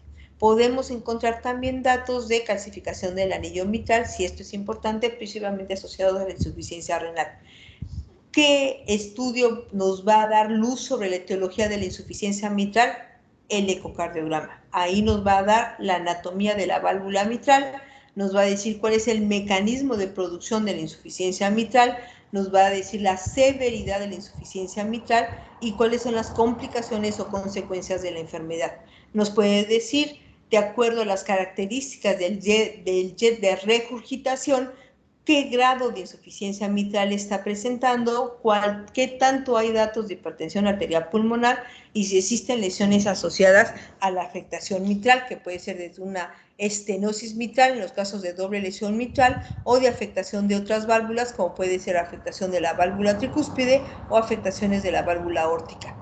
Nos dice en forma precisa la extensión y el tipo de las lesiones anatómicas, el mecanismo de regurgitación, la etiología, el grado de insuficiencia, las consecuencias o complicaciones y las posibilidades de reparación de esta válvula. Entonces, de acuerdo a las características, nos dice cómo está la válvula mitral, la severidad de la afectación, cómo está la presión sistólica de la arteria pulmonar, si el ventrículo izquierdo se encuentra con el remodelado, si se encuentra dilatado, cuál es la fracción de expulsión, y todos estos datos nos van a indicar la severidad de la afectación de los pacientes. Ya sabemos entonces que los orígenes pueden ser degenerativos, ¿sí? Aquí podemos encontrar datos anatómicamente del prolapso. Vean aquí como en esta imagen lo que estamos viendo es el desplazamiento por arriba del plano valvular de la valva, en este caso de la valva anterior de la mitral. Podemos encontrar, vean aquí cómo esta valva queda por arriba del plano valvular mitral en un proceso degenerativo o mixomatoso. Podemos ver la afectación, vean, anatómica de las válvulas. Podemos ver en el origen reumático como hay una falta de cierre valvular, porque estas válvulas tienen un cierre restringido.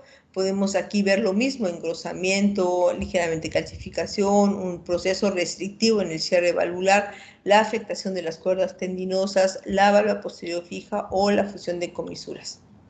Podemos encontrar orígenes congénitos, como es el doble orificio mitral, la válvula mitral monocúspide o la válvula mitral en hendidura. Todas estas son malformaciones congénitas que clínicamente se van a manifestar igual, pero ecocardiográficamente nos van a indicar la etiología. Entonces vean aquí cómo vemos aquí los músculos papilares que se encuentran fijos hacia la pared lateral del ventrículo izquierdo y cómo en un proceso, en este caso en un proceso de insuficiencia mitral de origen isquémico, vean cómo estas cuerdas, estos músculos papilares se van a desplazar, que pueden desplazarse hacia la región posterior e inferior hacia la región apical, como estas cuerdas se van a elongar y entonces van a jalar esta valva posterior y al jalarla vean cómo queda este orificio. Esta es una insuficiencia mitral de tipo funcional. Existen métodos cualitativos, semicuantitativos y cuantitativos para evaluar el grado de insuficiencia mitral. No les voy a extender mucho en cómo los clasifican.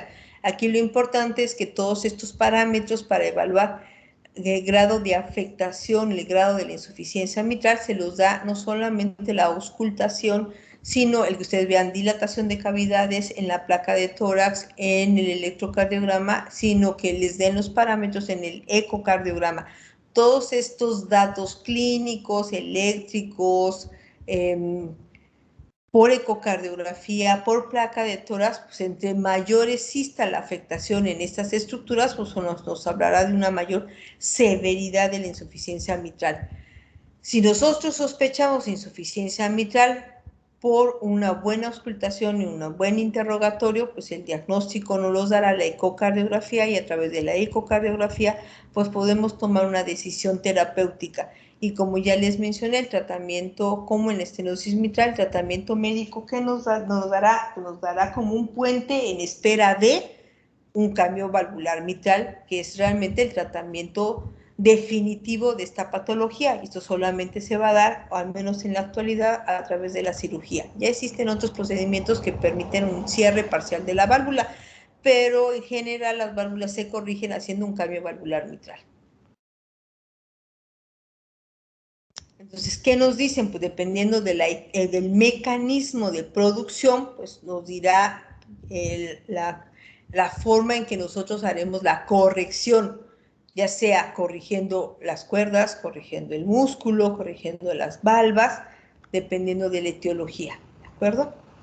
Entonces, aquí el tratamiento, ¿en qué está basado? Pues el tratamiento será reparar la válvula mitral. ¿Cómo lo vamos a reparar? Va a depender de las características anatómicas. Pero antes de llegar a esto, pues, ¿qué tendremos que hacer? Pues darles tratamiento médico para que nos esperen en lo que completamos el protocolo de estudio o hasta que cumplan criterios quirúrgicos.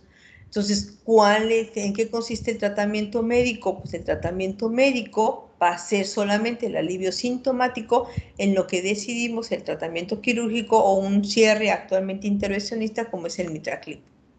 El tratamiento de la insuficiencia mitral, independientemente del origen, va a ser ¿qué? Pues tratar de disminuir los datos de congestión pulmonar, que ya lo hemos referido, con el uso de diuréticos. Aquí vemos el cierre percutáneo de una insuficiencia mitral.